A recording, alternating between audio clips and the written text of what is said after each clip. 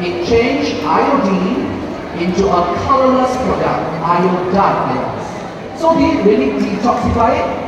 No, it just changed it into a different form, which is colorless. And is it safe to take in iodide? Actually, it's okay. We do take in iodide ions in the form of iodized salt.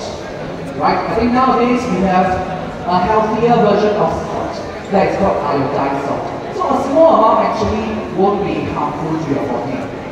Now, why does it provide energy? Because there are mobile ions in the solution. That is what conducts electricity. So it's just very simple electrochemistry, basic science. So if you understand science, you probably won't buy this product from me. Okay? And sometimes when people try to sell you products, they make it sound very, very interesting. Okay?